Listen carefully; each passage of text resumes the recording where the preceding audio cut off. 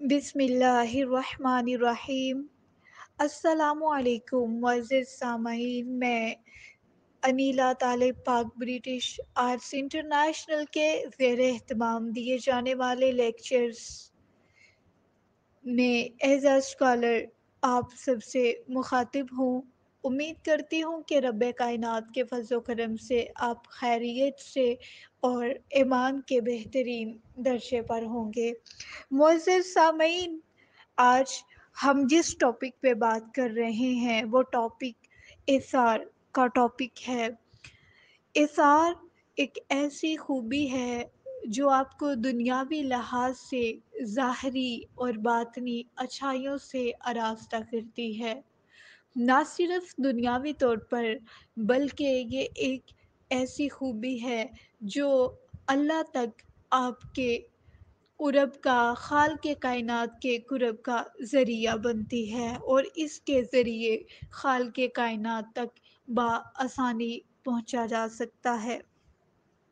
اگر ہم لوگ اثار کی تعریف کریں، دنیا میں اور بھی بہت سی ایسی خوبیاں ہیں جنہیں اچھائی کی نگاہوں سے دیکھا جاتا ہے اور عزت کی نگاہ سے دیکھا جاتا ہے۔ ان میں سخاوت بھی بے مثال خوبی ہے، لیکن اثار ایک ایسی خوبی ہے جسے سخاوت پر بھی ناز اور سخاوت سے بھی زیادہ بلندی حاصل ہے۔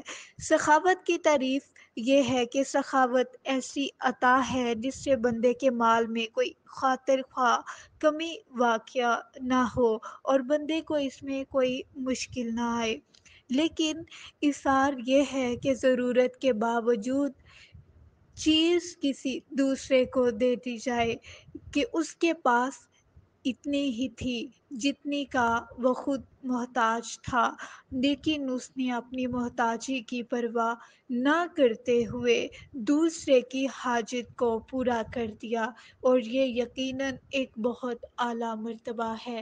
ہم لوگ اسے اثار کے نام سے پکارتے ہیں۔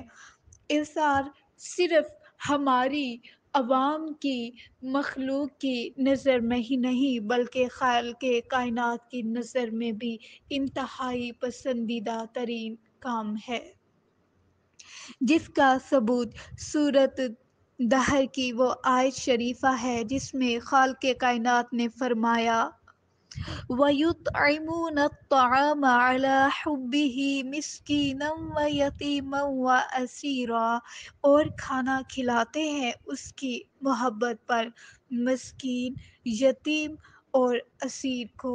سورۃ الدہر میں بیان کی جانے والی اس آیت مبارکہ کا اگر ہم پس منظر دیکھیں تو ہمیں پتہ چلتا ہے کہ حضرت حسنین کریمین رضی اللہ تعالی عنہما بیمار ہو گئے۔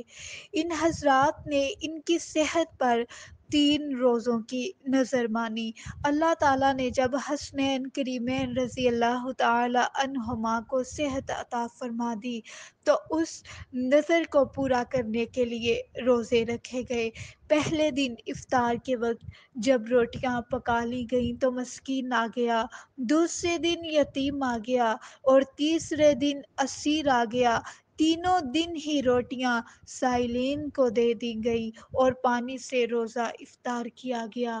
یقیناً یہ ایک بہت بڑا اثار تھا اور خالق کائنات نے اس اثار کو اتنی پسندیدگی عطا فرمائی کہ رب کائنات نے حضور صلی اللہ تعالی علیہ وآلہ وسلم کے اہل بیت کے اس کام کو قرآن پاک میں بطور ایک آیت رب تعالی نے اثار کی پسندیدگی کو آیت مبارکہ کی صورت نازل فرما دیا۔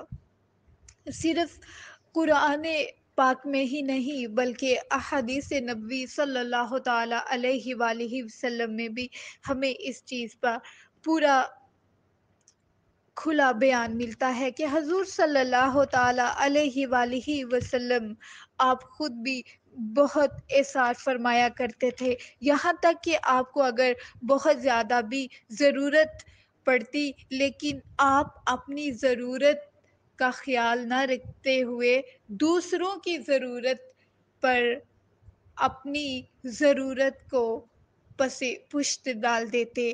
حضرت ابو موسیٰ اشعری رضی اللہ تعالی عنہ سے روایت ہے کہ رسول اللہ صلی اللہ علیہ وآلہ وسلم نے ارشاد فرمایا، اشعری قبیلہ کے لوگوں کا جنگ میں جب طعام ختم ہو جائے یا مدینہ شریف میں ان کے عیال کا کھانا کم ہو جائے تو ان کے پاس جو کچھ بھی ہو ایک کپڑے میں جمع کرتے ہیں، پھر اسے ایک برتن کے پیمانے سے آپس میں برابر تقسیم کر لیتے ہیں، بس وہ مجھ سے ہیں اور میں ان سے ہوں۔ یہاں سے پتہ چلتا ہے کہ سرور کائنات صلی اللہ تعالی علیہ وآلہ وسلم کو جذبہ اثار کتنا پسند تھا۔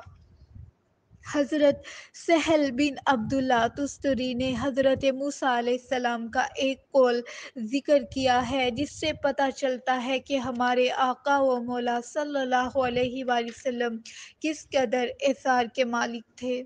احیاء العلوم میں یہ واقعہ تحریر ہے کہ حضرت موسیٰ علیہ السلام نے عرض کیا، اے اللہ، مجھے حضرت محمد صلی اللہ تعالی علیہ وآلہ وسلم اور آپ کی امت کے بعض درجات کا دیدار کرنا ہے۔